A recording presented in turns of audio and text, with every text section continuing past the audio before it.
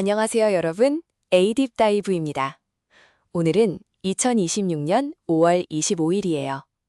이번 주 AI 업계는 한마디로 경이로움과 불안이 동시에 폭발한 한 주였습니다. 인간이 80년간 풀지 못한 문제를 AI가 스스로 풀어낸 바로 그 순간, 같은 기술이 우리의 일자리와 일상을 흔들고 있어요. 오늘은 가장 화제가 됐던 세 가지 이슈를 표면이 아니라 그 안쪽까지 깊게 파보겠습니다. 첫 번째, AI가 수학의 벽을 넘었습니다. 시작은 1946년이에요. 전설적인 수학자 폴 에르데시가 던진 이산기하학의 한 추측. 무려 80년 동안 세계 최고의 수학자들이 도전했지만 풀지 못했던 난제였습니다.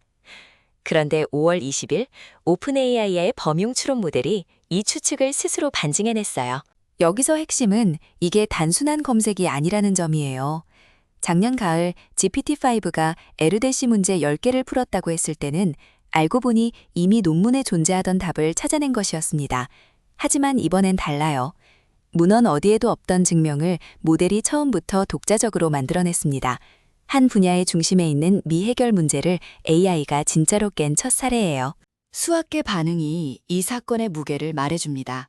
필즈상 수상자 팀 가워스는 이 증명을 주저없이 학술지에 게재 추천하겠다고 했어요. AI가 만든 수학에 이런 평가가 나온 건 처음입니다. 게다가 작년 주장을 비판했던 바로 그 수학자 토마스 블룸조차 이번엔 결과를 인정했고요. 정수론자 아롤 샹카르는 이렇게 말했습니다. AI 모델이 이제 인간 수학자의 보조자를 넘어 독창적이고 기발한 아이디어를 낼 수 있음을 보여준다고요. AI가 인간 최고 수준을 넘어서기 시작한 영역의 신호탄입니다. 두 번째 이슈는 분위기가 사뭇 다릅니다. 바로 챗 GPT의 광고가 등장했다는 소식이에요. 유저들이 공유한 화면을 보면 기술적인 대화를 나누던 중에 갑자기 펠로톤 피트니스 강좌나 타겟에서 쇼핑하라는 추천이 대화 밑에 뜨기 시작했습니다. 전혀 상관없는 맥락에서요. 반응은 즉각적이었어요. 주말 사이 유저 반란이 일어났고 오픈 AI의 수석 연구 책임자 마크 첸이 결국 프로모션 메시지를 비활성화했습니다. 그런데 왜 광고였을까요? 숫자를 보면 이해가 됩니다. 챗GPT 이용자 8억 명 중에 실제로 돈을 내는 사람은 단 5%예요. 나머지 95%의 비용을 감당할 새로운 수익원이 절실했던 거죠. 이 사건이 건드린 단어가 바로 NCT피케이션이에요. 처음엔 고객을 위하던 서비스가 점점 투자자를 위해 변질되면서 품질이 떨어지는 현상을 말합니다. 광고 없는 학습 공간이라며 챗GPT를 사랑했던 초기 팬들이 가장 크게 실망한 이유죠.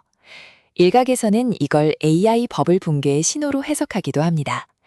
구글은 제미나이 앱 광고는 부인했지만 AI 검색 결과인 AI 오버뷰에는 이미 광고를 넣고 있어요. 세 번째, 가장 현실적이고 무거운 이슈. 화이트 칼라 일자리 공포입니다. AI 경영자 맷 슈머가 사무직 노동자들은 두려워해야 한다는 에세이를 X에 올렸는데 조회수가 무려 8,500만 회를 넘었어요. 그리고 이건 단순한 공포파리가 아니었습니다. 메타가 8,000명, 터보텍스를 만드는 인투이트가 전체의 17%인 3,000명을 감원했고요. 올해 4월까지 테크 업계에서만 8만 5천 개의 일자리가 사라졌습니다. 작년 같은 기간보다 33% 늘어난 수치예요. 그런데 여기엔 두 가지 시선이 있어요. 스탠퍼드 조사에서 미국인의 64%가 앞으로 20년 안에 AI가 일자리를 줄일 거라고 답했습니다. 반면 일부 경제학자들은 신중합니다. 팬데믹 시기에 과하게 뽑았던 인력을 정리하면서 비용 절감의 명분으로 AI를 내세우는 것일 수도 있다는 거죠.